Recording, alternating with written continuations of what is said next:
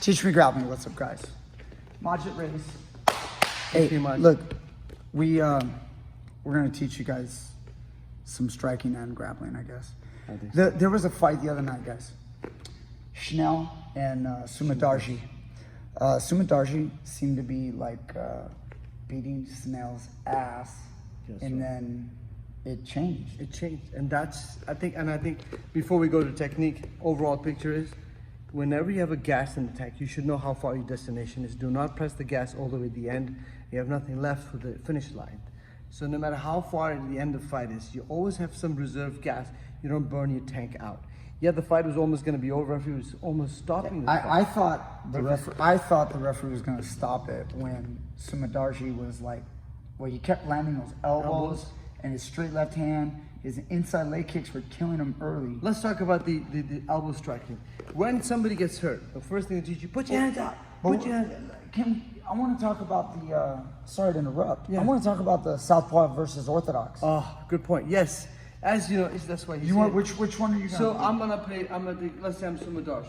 Okay. So I'm Southpaw. I'm Southpaw, and this guy's Orthodox. Now, both of them have great chances of knocking out. No matter what, if he lands the first right hand, he has a better shot. If I stand my left hand, which he was doing, I have a better shot. Same thing with the inside sweep or the outside sweep or the kick.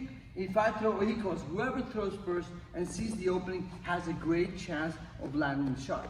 At the same time, when the striker was getting hurt, this guy was getting punched with left and right, he was hurt. And then realize when you panic, you cover yourself with your head up. Everyone teaches you, when you panic, you get hurt, you cannot. Schnell was like covering up, he didn't want to get hit. Because he was covered up with impact. And the moment you do that, now it's very easy to have sticky fingers. Hold the hands. If you look from this side, I'll come to you so you don't have to worry about it. Holding hands, he's holding his hands because he's already had days. Pull the hand down, you're stepping into the elbow. Very easy. The guy's not going to do anything because I'm holding him. Now he can't punch me because if he tries to punch me, I'm holding it. I have a control on the arm. I had a video somewhere on ice cream cone grip. Yes. It's so strong, I can't. And then I can move around with him, but right now he's so injured, he can't do anything. So as I do this, I step into the elbow, into the pocket. That's what he's taking advantage of. And one, and every time I get hit, and two, when he tried to escape away from me, he went back again to hold grabbing and hit him, kept on hitting him. It was really good. He was doing a great job, but he ended up getting off the track and losing his energy, and the things started reversing. Yeah, you know, Schnell ended up throwing his own right hand. You were talking about the Southpaw Orthodox. He was eating lefts, you know, getting rocked by the lefts, and finally Schnell hit a nice lead right hand and rocked Sumudaerji, and then Sumudaerji threw a straight left, and he finally ducked underneath, took him down, and double legged. Yes. So guys, it's like, again, from this angle so they can see, after he already, the first one he landed, and then now you want to throw back, and he ducked and took that double leg and took him down. And then all of a sudden, Sumudaerji, again, fatigue. I don't know this guy, like how much grappling he has, but man, he took him down, and then it was like immediately went right into the mount. Like the guy had no grappling skill, it seemed, but probably fatigued. And then he took loads of elbows right here, and then you know what he did? He finally, you saw his training, just turn this angle right here. He finally, you could see Sumudaerji's training finally came in where he grabbed onto the wrist, the arm, and then looked to bridge. And then as he bridged, this arm was wrapped around the waist. As he was bridging and rolling him, it's a classic counter. You throw the leg up. It took him a little bit to get it out, but he was able to get the triangle. And then now he struggled a little bit here, a few more elbows. He finally got enough angle so that even though the arm wasn't across, sometimes people want the arm across all the time. I know the commentators were talking about it, but remember guys, if you just have a hamstring on the neck, it doesn't matter that his arm is here. He's gonna go out right there. Very strong grip. Yeah, and then he went out. He passed out. And that tells you that it's never over. No matter how great striking you do, unless he's not on the floor and the referee's not stopping it, do not lose your momentum and your focus that you got it done. It's never over. It's the number one key of great fighters. Even till the end of it, they'll never lose hope of focus and concentration.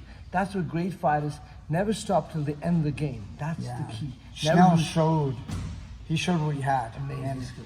Yeah, I mean, that's what it takes at the elite level. You got to have that. And I'm not saying Sumudaerji doesn't have it, but his man, skills, he lost the focus, and the moment he lost his concentration, lost his gas, his tank.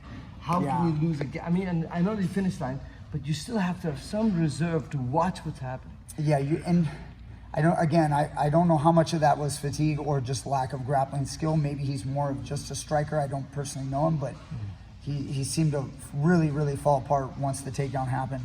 Game And changed. yeah, and Schnell seemed to have a pretty well-rounded game. But you know, what did you think of his striking? Because he was getting, Sumudaerji had such good length. He had distance. twitching muscles. He kept them not looking for power. He ended up looking for snap, quick touches, and that's what the advantage he got. The quick touches, quick snaps helped him a You lot. know, Schnell had that too, though. But When he landed that right hand towards the right before the takedown, it was a good snap. Yes, the reason at the end he got snapped because it was already fatigued and he was already drunk, with punch drunk already, which is already high. But he fell back on his training. Yes, and what it also does when you're relaxed because you're exhausted, adrenaline had dropped already out of the system, so now it was a snap punch without. Yeah. This is power punch. A lot of guys do that aren't that good though. They're They not- get tired and then they just and then swing for the fences like one Hail Mary. And That's right, and you burn yourself out. That's why when sometimes you punch somebody, you reset the nervous system, and they have no adrenaline up, and now it's body going in motion automatically. That's why sometimes it's so important, very important. All the trainers, when I go in the training camps, I make sure they dump the adrenaline dumps before they jump into the ring. You know, I think I saw a interview afterward, and they asked Schnell about the elbows, like how he was getting rocked, and he was, you know, on ice skates, and he goes, "I don't remember that." Of course, you don't remember that. That's called training. When you train so much, you're on automatic mode. Your body practices what to do all the time, and that's all in the training camps.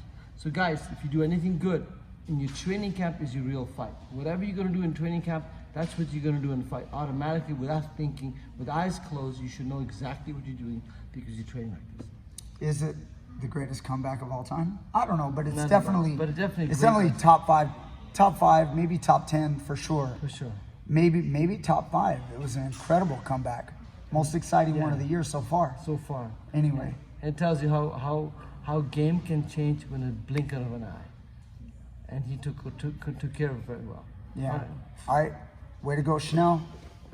Sumudaerji, get back on the horse. All right, guys. Thank you so much. Like, share, subscribe. If you guys like more from Majid, you guys can always click down in the description box.